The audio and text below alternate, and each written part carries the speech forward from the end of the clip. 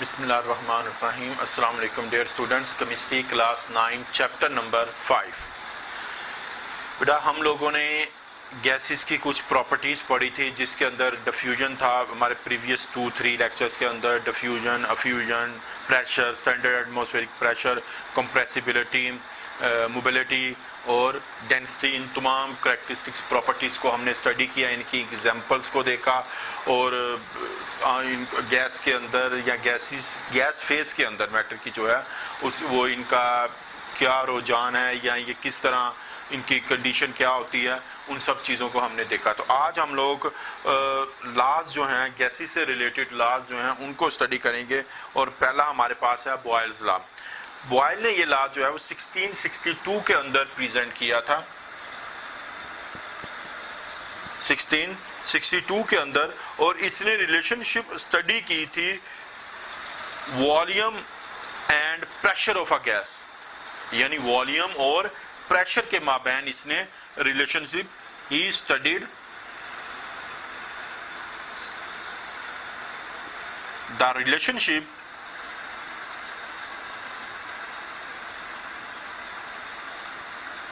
between volume and pressure of gas। Gas के pressure और volume के माबैन इसने रिलेशनशिप, एक ताल्लुक जो था उसको स्टडी किया था। अब इसने लॉ क्या प्रेजेंट किया, इसने ऑब्जर्व किया। मैं यहाँ पे इसका लॉ जो है उसको राइट करने जा रहा हूं। इसने कहा volume of a given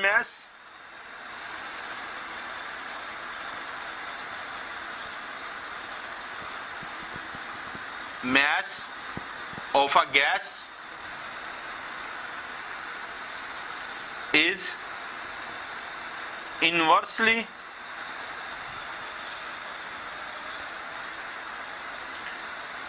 proportional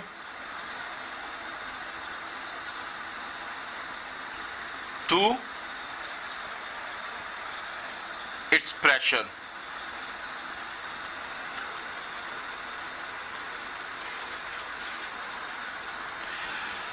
इसने कहा कि वॉल्यूम जो होगा, जो किसी भी गैस का होगा, वो उसके प्रेशर के इन्वर्सली प्रोपोर्शनल होगा। इन्वर्सली से मतलब ये होगा कि वॉल्यूम के बढ़ने से प्रेशर कम हो जाएगा और प्रेशर के बढ़ने से वॉल्यूम कम हो जाएगा।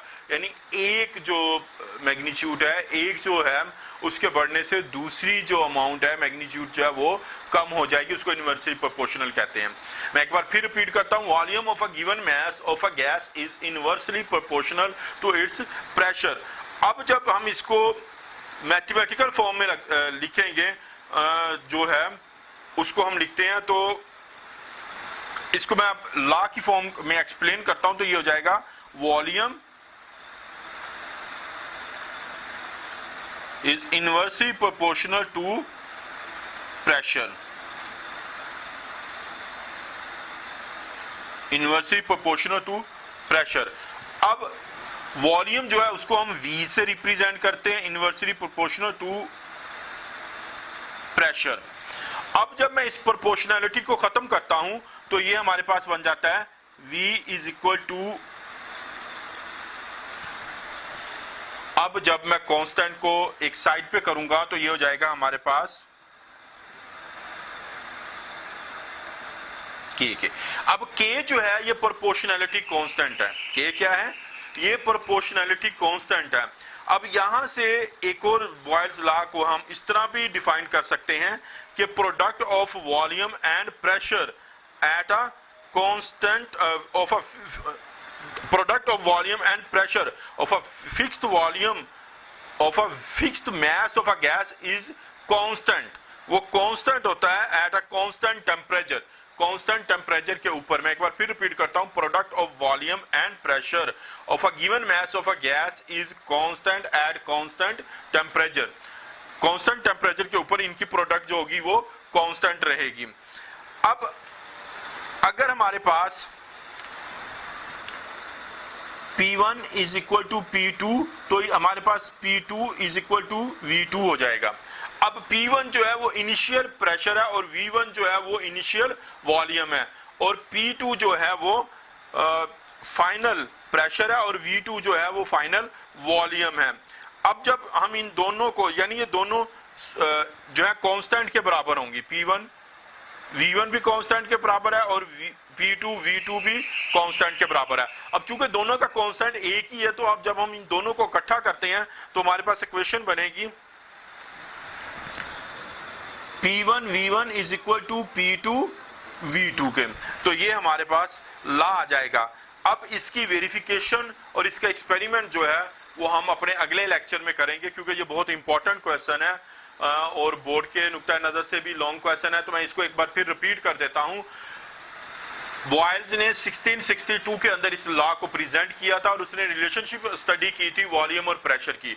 अब उसने लॉ क्या पेश किया, उसने कहा कि volume of a given mass of a gas is inversely proportional to its pressure. यहाँ पे उसने कहा कि volume is inversely proportional to pressure, तो हमने इसको मैथमेटिकल फॉर्म के अंदर लिखा V is inversely proportional to pressure. अब प्रोपोर्शनलिटी को हटाने के लिए हमने कांस्टेंट लगाया। कांस्टेंट को जब हमने बाहर निकाला तो हमारे पास Vp is equal to constant K जो है वो प्रोपोर्शनल कांस्टेंट है इसका। अब हमारे पास यहाँ पे एक और डेफिनेशन आ जाती है बॉयल्स लॉ की, the product of volume and pressure of a given mass of a gas is constant at a constant temperature. अब P1 is equal to P1 V1 is equal to K के constant के बराबर है। इसी तरह P2 V2 जो है वो भी कांस्टेंट के बराबर है। अब दोनों का कांस्टेंट एक ही है, तो दोनों इक्वेशंस को जब हम इकट्ठा करते हैं तो P1 V1 is equal to P2 V2 आ जाता है। अब P1 हमारे पास क्या है, वो इनिशियल प्रेशर है, V1 जो है वो इनिशियल वॉल्यूम है और P2 जो है वो फाइनल प्रेशर है और V2 जो है वो हमारे पास फाइनल वॉल्यूम है। तो ये हमारा आज का लेक्चर था। इसकी जो आगे एक्सपेरिमेंटल प्रूफ है वो हम इंशाल्लाह ताला कल करेंगे। अब आप लोगों ने इसका टेस्ट करना है। हमारा टेस्ट जो है वो पेज नंबर 68 तक तकरीबन हो चुका हुआ है। तो आगे आप लोग पेज नंबर 68 से आयनिक कंपाउंड से लेकर पेज नंबर 70 तक इसको कंप्लीट करेंगे। आपका ये टेस्ट होगा मंडे वाले दिन, पेज 68 टू 70 आप लोगों का टेस्ट होगा ऑन मंडे, ठीक है। और जो बच्चा टेस्ट करके सॉल्व करके भेजेगा उसी की अटेंडेंस होगी। आप गौर से सुन लें। इससे रिलेटेड आज वाले लेक्चर से अगर कोई क्वेश्चन आपने करना हो तो मेरे व्हाट्सएप नंबर पे आप मुझसे कर सकते हैं। Thank you.